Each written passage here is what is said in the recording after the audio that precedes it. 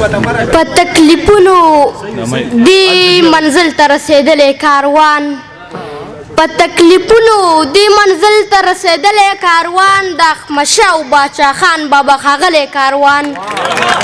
خدایا مننه خدایا د هر قسمه نظر نه په امان وساتي شي د نظر به لر او بر سره یو شوی کاروان ډېره مننه السلام علیکم ورحمت الله وبرکاتهو د ستاسو ډېره زیاته مننه کوم کوم نیوال چې راغلي د دې ډېره مننه کوم او ټولو شاعرانو ډېره مننه کوم چې زما په دې وړه خوله باندې رالو بیا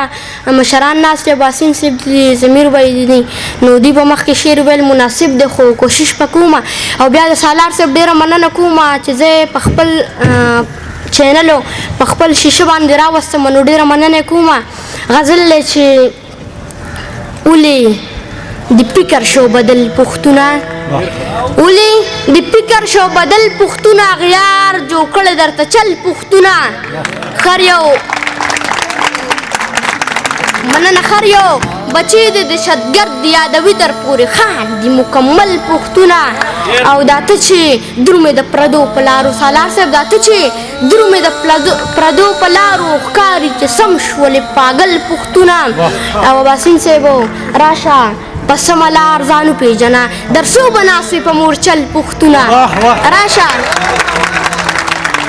راشه په سمه لار ځان وپېژنه درسو به ناست وي په مورچل پښتونه او تر 21مې صدۍ ورسېدې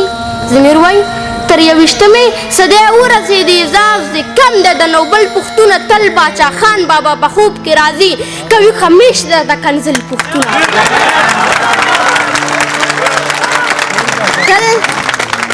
تل باچا خان بابا په خوب کې راځي کوي خمیش درته کنزل پښتونه او خلکو سپوږمۍ ته سفرونه کوي خلک سپوږمۍ ته سفرونه کوي تاله د کټ نه درځي چل پښتونه او د بېوسۍ اوښکې مې راشي په مخ د بېوسۍ اوښکې مې راشي په مخ محبوب چې ووینم ستا حل پښتون ډېره مننه د بل غزل اجازت نشته خو بخښنه غواړم چې نظم دی چې عنوان یې دی زه په پټ پاس باندې لوی شوی یم وایي چې د قیامت ورځې د راتلو د انتظار نه مخکې د قیامت ورځې د راتلو د انتظار نه مخکې په ژوند ستومانه شومه اوس خوشحالي خوند نه راکوي ځمکه مې نه مني د ځمکې خلک مې خم نه مني خپلې ژړا سره بلد یم اوس نه ګوګنېږم خپلې ژړا سره بلد یم اوس نه ګوګنېږم د بدو ورځو لږو تندو نه اوس نه یېرېږم اوس د دې ښار په رنګینو کې مزه پاتې ده نه اوس د دې ښار په سړکونو مې خپې هم نه سوځي اوس د دې ښار د خلکو بدې ردې په ما هم نه لګي د دې کنځلو سره ځان مې بلد کړی دی نو اوس د دې ښار د هر موټر شیشه په شوق پاکوو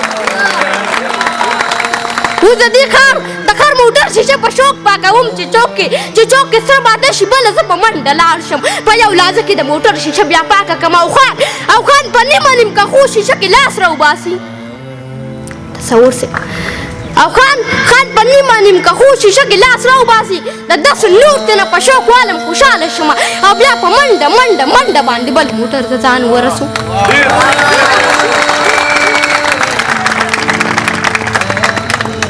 او بیا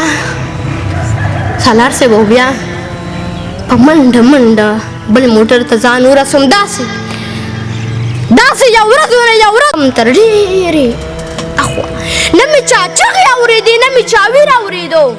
چې موټر ودرېدو تاج صاحب